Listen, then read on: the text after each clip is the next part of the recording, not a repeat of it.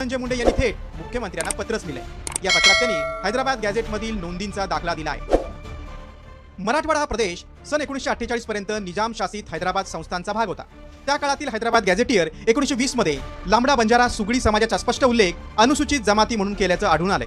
बंजारा म्हणजेच लमाण समाज मराठवाडा विभागामध्ये मोठ्या प्रमाणावर वास्तव्यास आहे। त्यामुळे गॅझेटमधील पुराव्यानुसार बंजारा समाज हा ऐतिहासिकदृष्ट्या आणि प्रशासकीय नोंदीनुसार आदिवासी समाजामध्ये असल्याचं स्पष्ट होत आहे।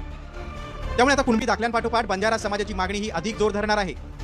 मी माननीय मुख्यमंत्री महोदयांना पत्र दिल्यानंतर त्यांचं माझं फोनवर एकदा बोलणं झालं, पण या प्रकरणामध्ये माझा त्यांचा मेसेज झाला आणि त्यांनी या सर्व जी काही मदत करायची सरकारच्या वतीनं त्याची जबाबदारी त्यांनी घेतलेलीच आहे। हैदराबाद गॅझेटमध्ये जर तुम्ही बघितलं तर आमचा बंजारा समाज हा एसटी मध्ये आहे, ओबीसीत नाही, एसटीत आहे। मग फक्त कुणबी समाजासाठी तुम्ही गॅझेट मान्य करणार आणि बंजारा समाजासाठी काय नाही करणार?